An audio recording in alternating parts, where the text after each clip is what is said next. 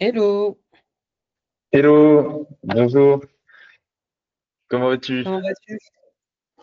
Bah écoute, très bien, merci. Et toi? Oui, oui, ça va. Bon, je suis tout désarçonné par ton chapeau. Mais Ah, écoute, c'est très joli. merci beaucoup.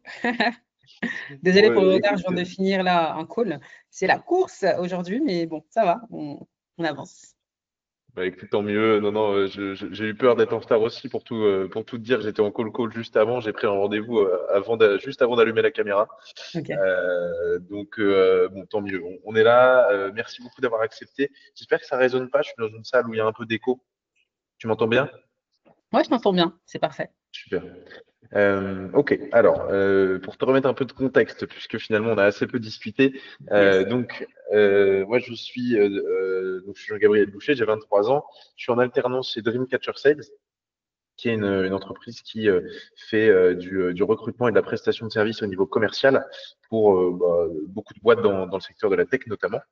Et écoute, je réalise une étude que je documente et qui est liée à mon mémoire de fin d'études évidemment sur les liens entre biais cognitifs et vente en B2B. Ok. Donc voilà, c'est super cool et ça me permet de rencontrer beaucoup de directeurs commerciaux. Juste après toi, je vais interviewer quelqu'un, Frédéric King Johnson, qui est le Head of Sales Europe de Content Square, si tu les connais. Ok. Euh, voilà. Et donc l'objectif aujourd'hui, c'est de découvrir ton parcours et évidemment tes conseils, ainsi que ce qu'on peut mettre en relation entre les trois biais cognitifs que j'ai choisi de te soumettre et les bonnes pratiques commerciales qui y sont associées. Voilà. D'accord. Du coup, c'est dans le cadre de ton mémoire, c'est ça? De fin Ouais, d'études? Ok. Oh, cool. exactement. Et comment ça se passe chez Dreamcatcher Sales pour le coup? Écoute, moi ça se passe très bien. Je suis content. J'ai un poste plus ou moins de d'account exécutive qui Ok. n'existait pas chez eux avant, parce que c'est que des business managers. Donc Mhm. je développe à fond les nouveaux besoins, les nouveaux contrats, et ça me plaît bien. J'ai les dents longues étant encore très jeune. Très bien. Il y a toujours du coup Ariel. Euh, Ariel n'est plus là. Ah, Ariel n'est plus là. Ok. Corentine? Corentine est là, Pierre-Michel aussi, Pierre ouais. Michel aussi. Ok. Entendu. Est-ce que toi, tu Bon, avais bah, bossé avec eux du coup? oui, bah en fait, si tu veux, moi de base, j'étais business developer. Après, à un moment donné, j'ai voulu me lancer en tant que freelance. Et donc, du coup, j'ai un de mes Mhm. collègues qui m'avait proposé, du coup, de pourquoi pas rejoindre Dreamcatcher Sales. Et c'est comme ça que j'ai eu, du coup, une première mission chez Data Ananas en tant que business developer. Et après Mhm. ça, j'ai eu une autre mission chez Open Classrooms. Donc, au départ, j'étais indépendante, mais après, ils m'ont proposé en CDI. Donc, je suis passée ensuite en CDI. Voilà. Ok, Et ah oui, après, trop je me cool. suis lancée à mon compte. Voilà. Ok, d'accord. Ah oui, c'est marrant. Ok, tu vois, c'est pas du tout par ce prisme-là que je t'ai trouvé. Je crois que je suis tombé sur ton podcast Le jeu et de la ça m'a vente. amené directement jusqu'à toi. Ouais, exactement. Ouais. Ok. Euh, donc, bah, écoute, d'ailleurs, bravo. Je crois que ça a un peu de succès, même beaucoup de succès, ton podcast.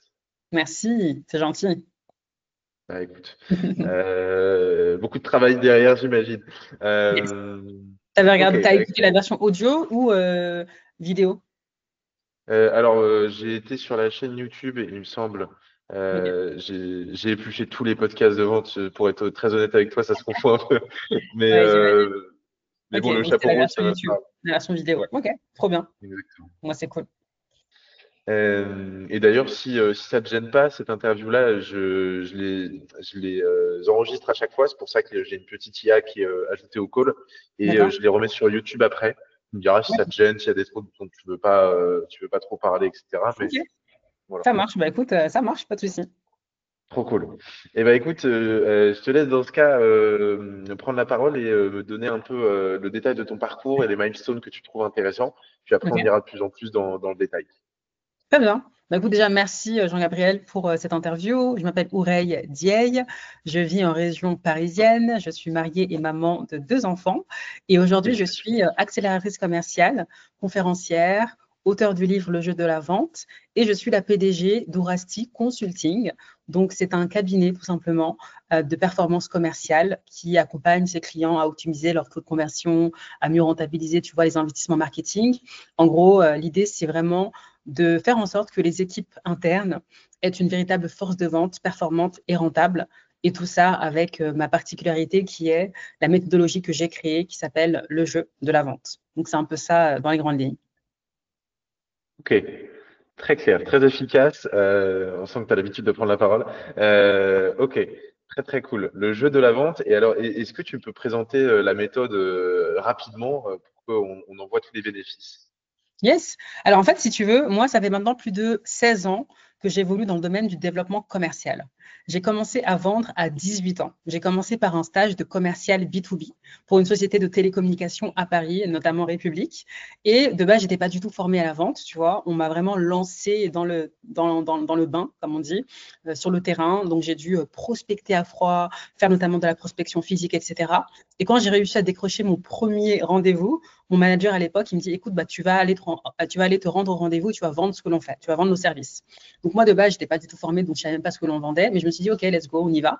Et ce que j'ai fait, je n'ai pas cherché à vendre, je me suis intéressée sincèrement à la personne qui était en face de moi. J'ai posé des questions, j'ai essayé de comprendre quels sont, tu vois, les challenges qu'elle rencontre dans son entreprise, etc. Qu'est-ce qu'elle voulait, qu'est-ce qu'elle n'avait pas encore, etc. Et à la fin, je me suis dit, ah ouais, effectivement, par rapport à ce que j'ai entendu, de ce que j'ai perçu de la solution, ça semble coller.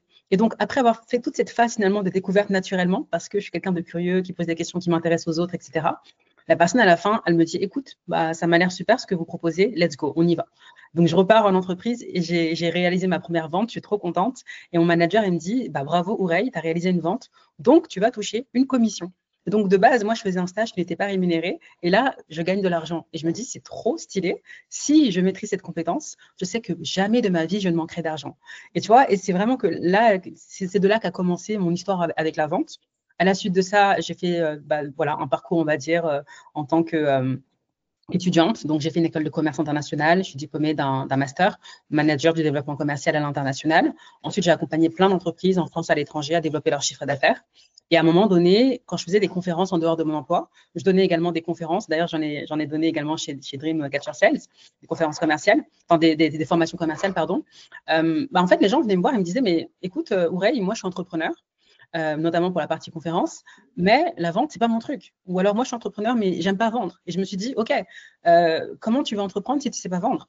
Bah, ça ne fait pas sens, tu vois.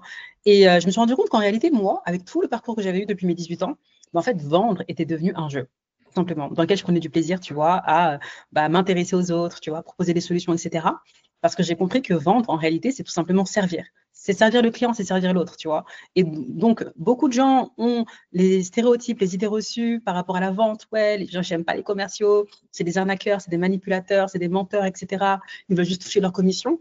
Et ben, je me suis dit, je vais casser tout ça, casser tous ces stéréotypes, casser tous ces clichés et vraiment rendre ça beaucoup plus ludique pour que les gens puissent prendre du plaisir, tu vois, à vraiment proposer leur service. On est là pour forcer personne à acheter. On propose, les gens disposent. Tu veux acheter, tant mieux. Tu veux pas acheter, c'est pas grave. Il y aura une autre personne qui va acheter. Et donc, du coup, j'ai créé toute une méthodologie autour de ça.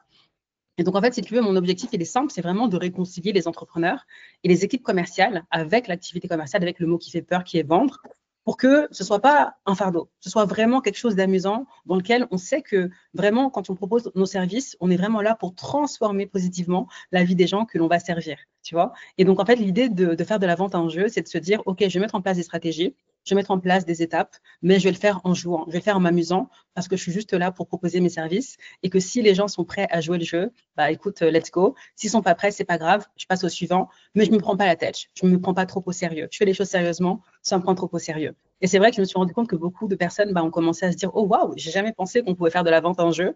Et donc, ça a pris de l'envol comme ça. Hmm.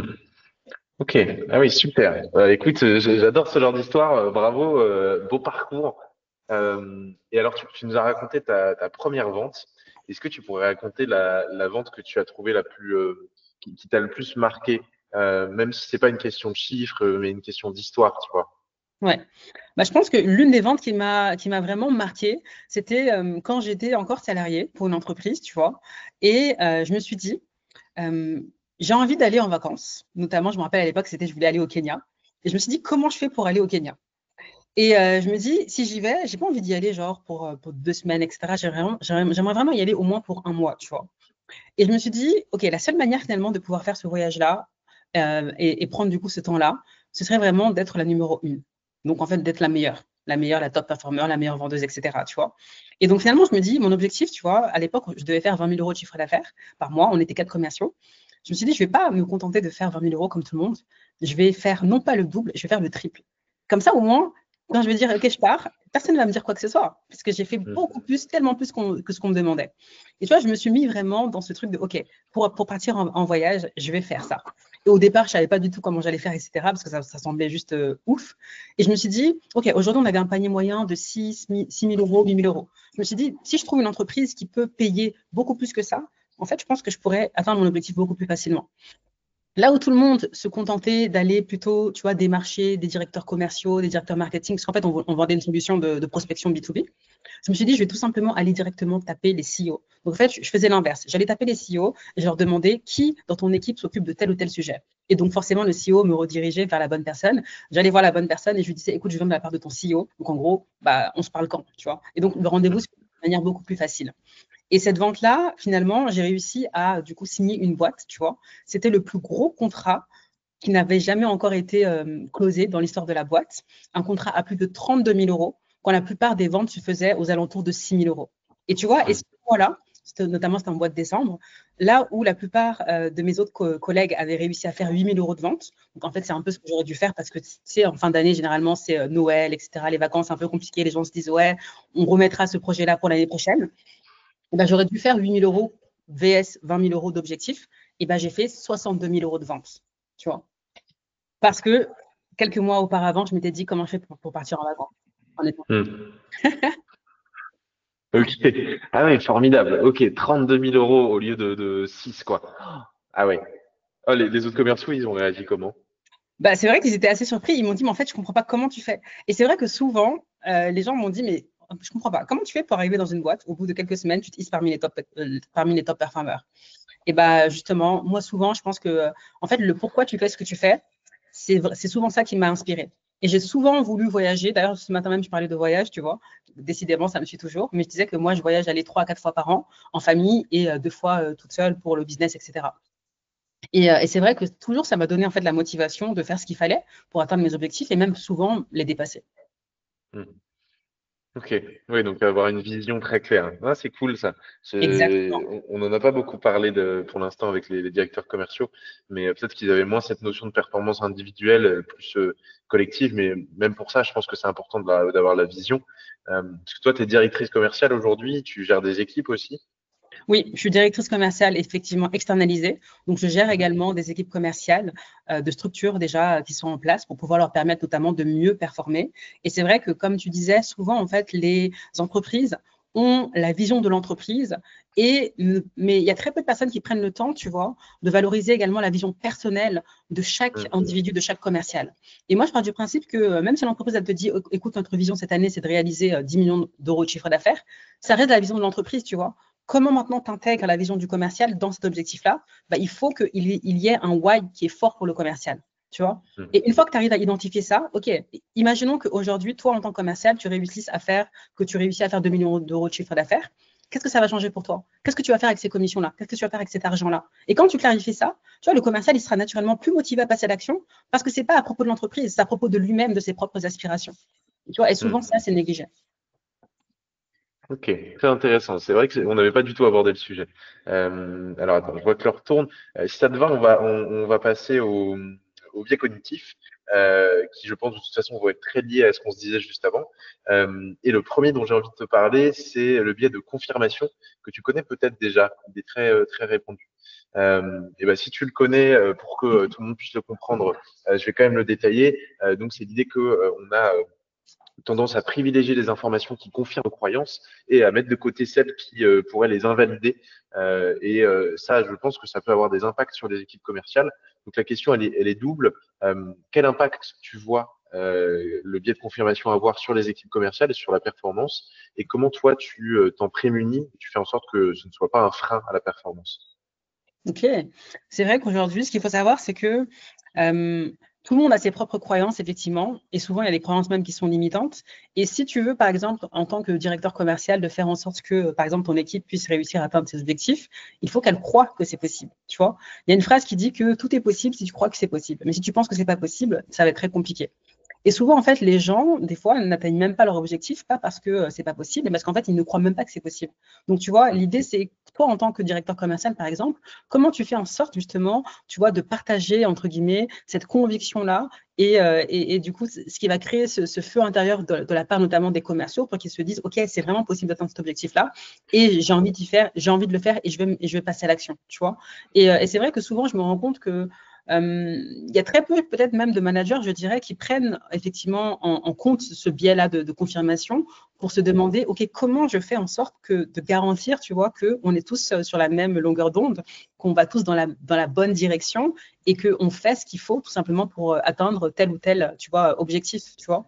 Et pour ça, je pense qu'il y a une phrase qui dit, en fait, prendre une décision, c'est faire le choix d'aller vers une direction. Donc après, l'idée, c'est de se dire, OK, bah, quelle décision je peux prendre, notamment pour faire en sorte que mes équipes soient alignées à la vision et qu'on puisse ensemble aller chercher, tu vois, tel ou tel objectif. Et ça, en réalité, c'est valable. Là, on parle notamment d'équipe commerciale, mais même avec le client, tu vois.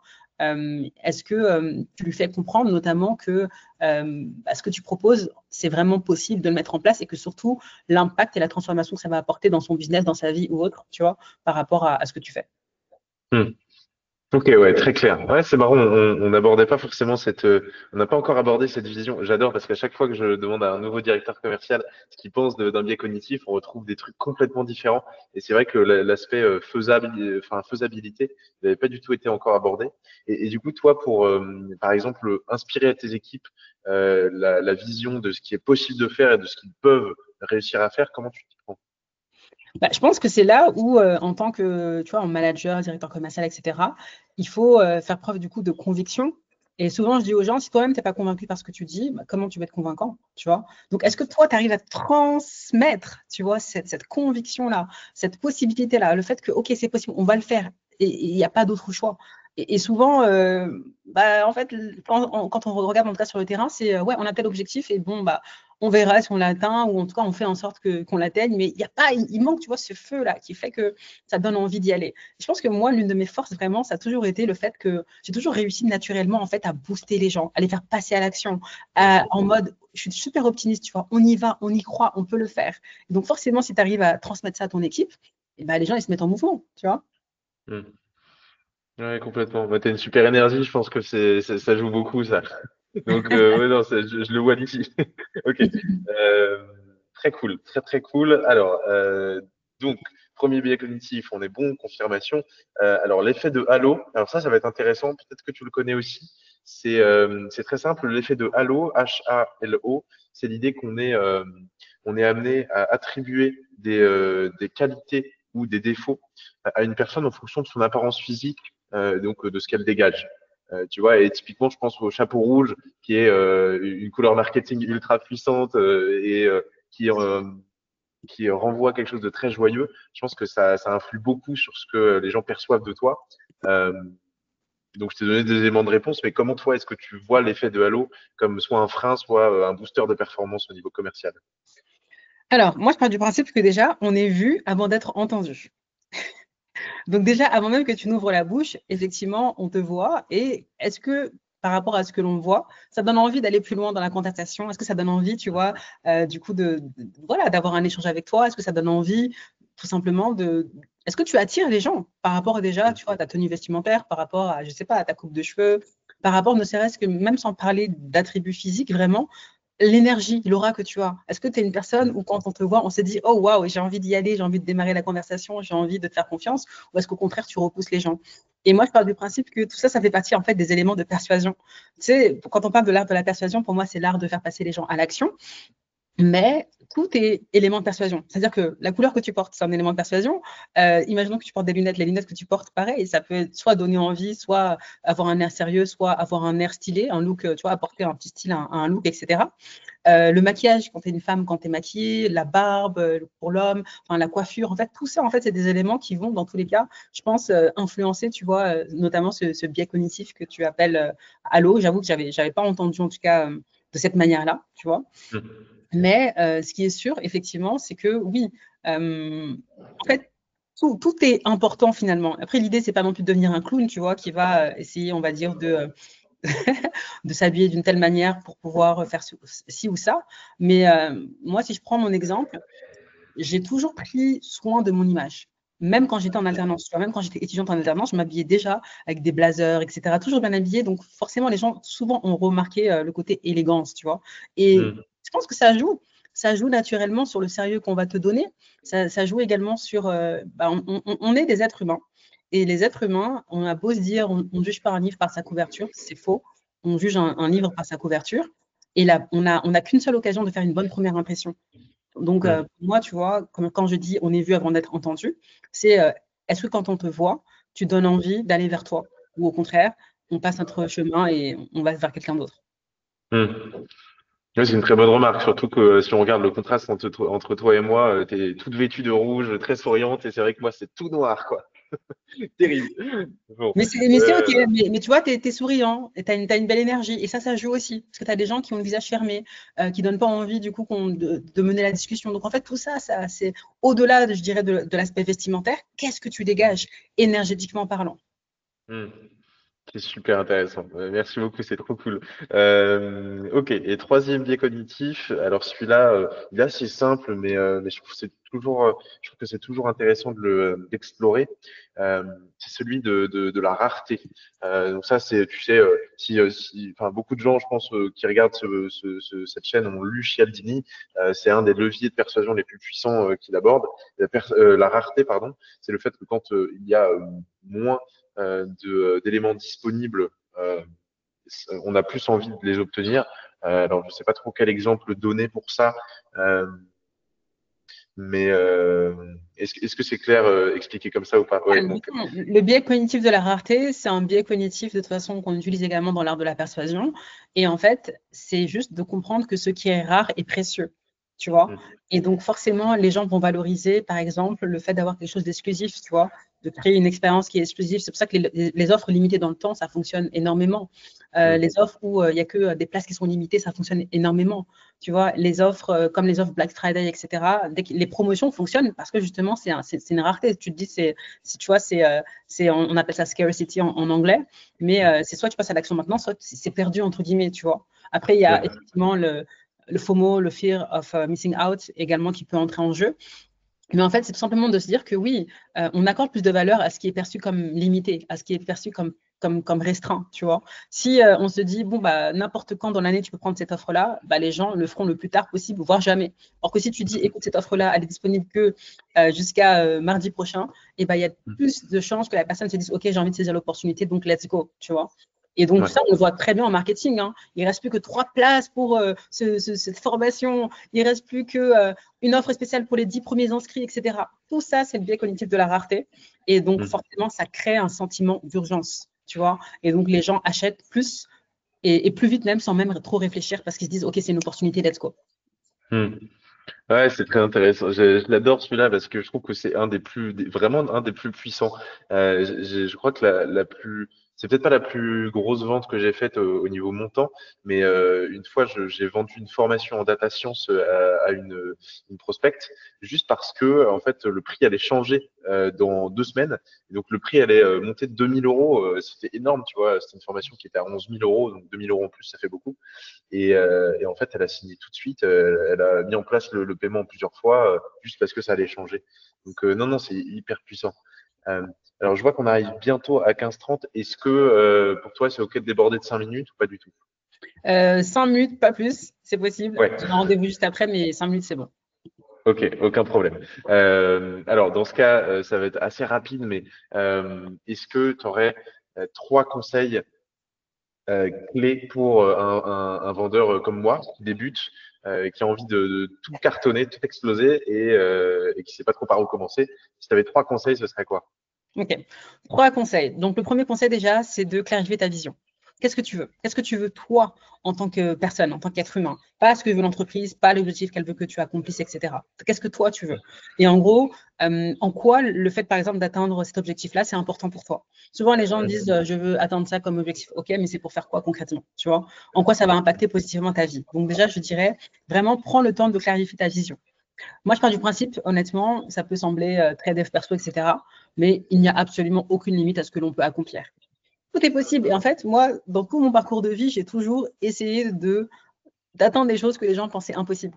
Et des fois, c'est même pas en se donnant corps et âme, C'est juste avoir l'intention. Et je pars du principe que la vie, on peut le prendre comme on veut, est également magique dans le sens où elle va récompenser les personnes qui savent ce qu'elles veulent. Clairement. Mm. Par hasard, tu vas tomber sur les bonnes personnes, au bon moment, les bonnes situations, les bonnes opportunités, les bonnes mises en relation. Et ça va le faire. Pourquoi? Parce que tu sais ce que tu veux. Et à chaque fois que tu sais ce que tu veux, je peux te garantir que tu trouveras une solution pour y arriver. Mais souvent, là où c'est flou, c'est que les gens ne savent même pas ce qu'ils veulent. Donc forcément, quand Mm. tu sais ce que tu veux, tu avances comme ça, tu vois, à tâtons. Et voilà, tu te dis, bon, on verra bien où est-ce que ça nous mène. Donc clarifie ta vision. OK? Ok, alors attends, là je t'arrête une seconde du coup parce que on va partir sur un coaching très personnalisé. Mais ok, j'ai un dilemme en ce moment, c'est que moi je veux vraiment être entrepreneur, mais j'ai du mal à me lancer à 100% parce que j'ai envie de faire mes preuves au niveau commercial avant. Qu'est-ce que tu me conseillerais dans ce cas-là? Bah, de toute façon, aujourd'hui, tu es déjà en mission. Donc déjà, tu ne peux pas arrêter ta mission comme ça du jour au lendemain pour devenir full-time, on va dire, entrepreneur. Maintenant, rien ne t'empêche de te lancer à côté. Souvent, en fait, on commence en side business. Moi, j'ai commencé en side business. Au départ, j'étais head of sales. À côté de ça, je me suis lancée dans le business, etc. Et quand j'ai vu que ça commençait à prendre de l'ampleur, je suis passée full-time. Tu vois. Mais Mm. rien ne t'empêche de commencer déjà à côté pour pouvoir tester un peu le terrain, pour un peu prouver ton positionnement, trouver ta proposition de valeur unique, tu vois, ton USP, et puis voir également est-ce que le marché, par rapport à ce que tu as envie de proposer, il répond ou pas. Donc, ça peut être intéressant de le faire à côté parce qu'au moins, tu n'as pas de pression. L'erreur que des fois les gens font, c'est qu'ils quittent tout, ils se lancent corps et âme et ils se disent ok, si ça marche tant mieux, si ça marche pas, bah tant pis, mais si ça marche pas, ils savent pas rebondir, tu vois. Donc déjà, moi je Mm. trouve que voilà, tu es jeune, tu as encore toute la vie devant toi. Si déjà actuellement tu es en mission, rien ne t'empêche de te lancer à côté, tu vois. Maintenant, c'est super parce qu'en fait, quand tu montes en compétence, tu vois, sur le plan commercial, tu sais que tu vas pouvoir également monter en compétence. En montant en compétence sur ça, quand tu vas te lancer dans ton business, ce sera plus facile pour toi également d'aller notamment prospecter, vendre ce que tu fais, etc. Par contre, Mm. petit disclaimer, vendre pour une entreprise, c'est complètement différent de vendre pour soi. Et moi, je me suis rendu compte, et beaucoup de personnes également que j'accompagne qui ont même eu des parcours des fois de commerciaux, se rendent compte que c'est différent parce qu'en fait, quand tu vas vendre ton entreprise, tu vois, les services de ton entreprise, finalement, c'est toi que tu vends. C'est toi que les gens vont acheter. Et donc, des fois, il peut y Mm. avoir des blocages, des croyances limitantes ou alors une remise en question quand les gens vont dire non parce qu'il va falloir apprendre à se détacher et ne pas, et pas se dire que si les gens disent non, c'est pas à Jean-Gabriel qu'ils disent non, c'est à eux-mêmes. Moi, je pars du principe Mm. aujourd'hui, un client qui ne veut pas acheter, bah, c'est pas grave, c'est pas tant pis pour moi, c'est tant pis pour lui. Parce que moi, j'ai la solution pour l'aider lui, et s'il ne veut pas être aidé, c'est pas grave, il va rester tout simplement dans sa situation. Tu vois, donc, Mm. il va falloir apprendre à faire ça et à dissocier le fait qu'il y aura des gens qui vont dire non, mais ça ne va pas remettre en question ton expertise, ta valeur et ce que tu proposes. Tu vois. Ok, cool. Ça m'aide beaucoup ce que tu viens de dire. C'est très cool. Mais écoute, avec joie. Donc, clarifier ta vision dans un premier temps, tu vois. Passe à l'action, je dirais, à côté, effectivement, de ce que tu fais dès à présent. Comme ça te permet tout simplement d'y aller sans pression, tu vois. Et dans tous les cas, aujourd'hui, je pense que même si tu as les études à côté, même si si tu es en mission, on a tous du temps qu'on peut allouer pour pouvoir développer un projet qui nous tient à cœur. Si c'est important pour toi, tu trouveras le temps de le faire, tu vois. Et ensuite, à côté de ça, bien évidemment, il va falloir mettre en place un plan d'action parce que je pars du principe que, tu vois, finalement, les actions, c'est ce qui permet de transformer tes rêves en réalité. C'est le pont entre les deux. Beaucoup de personnes sont, OK, j'ai ça comme idée, mais ils font rien pour la réaliser. Donc, ça reste une idée. Mm. À un moment donné, OK, qu'est-ce que je vais faire dans la matière pour pouvoir notamment matérialiser ça, tu vois. Et donc, aujourd'hui, franchement, avec des outils comme ChatGPT, tu peux même brainstormer avec lui, lui dire voici ma vision, voici ce que j'ai envie de faire, qu'est-ce que tu me suggères. Et à partir de là, tu prends de la hauteur, tu regardes si c'est pertinent ou pas, tu vois comment réajuster les choses. Et puis ensuite, tu passes à l'action, tu vois. Mm. Et troisième chose qui, moi, m'a beaucoup aidé, c'est vraiment également le fait, en fait, d'oser se faire accompagner. Donc aujourd'hui, il y a des experts qui sont passés par là avant toi et qui connaissent finalement des raccourcis pour que ça aille plus vite pour toi. Plutôt que d'essayer tout seul et finalement de se casser des fois la figure, bah, autant se dire, OK, je vais prendre un expert qui maîtrise du coup, en tout cas, l'accompagnement d'un point de vue notamment business et je vais me faire aider. Et comme ça, en fait, tu gagnes du temps. Moi, c'est ce que j'ai fait au départ. Et du coup, bah, ça m'a permis tout de suite en fait de décoller. Là où peut-être que toute seule, même si je suis bonne effectivement en vente, j'aurais pu mettre plus de temps à réussir. Tu vois, je me rappelle encore quand je me suis lancée dans le coaching, notamment en vente. Le premier client que j'ai été amenée à signer, c'était un client à 5 chiffres, plus de 13 000 euros. Premier contrat un mois après. Ah Mais ouais. donc, voilà, l'idée c'est de se dire, ok, j'y vais et si c'est possible, j'y vais pas seule. Comme ça, je vais plus vite. Mm. Ok, trop cool. Ah, je suis tellement content d'avoir pu échanger avec toi là-dessus, c'est trop cool. Et ben écoute, je crois que le temps imparti est arrivé à son terme. Mais écoute, je suis ravi de t'avoir rencontré, d'avoir pu discuter. Écoute, je te dirai très très vite ce que je posterai sur YouTube. Si ça te dérange pas, je ferai aussi un petit post LinkedIn pour partager la valeur. Avec joie. Euh, et puis écoute, encore une fois, merci infiniment quoi. C'était trop Je cool. t'en prie, avec joie. Merci Bien. à toi pour l'invitation, en tout cas, à échanger aujourd'hui. Et tiens-moi au courant, en tout cas, de ton projet. Si je peux t'aider d'une manière ou d'une autre, ce sera avec joie. Carrément, j'hésiterai pas. Merci beaucoup. Bonne journée à toi. Je t'en prie, à très vite. Belle journée. Ciao. Ciao.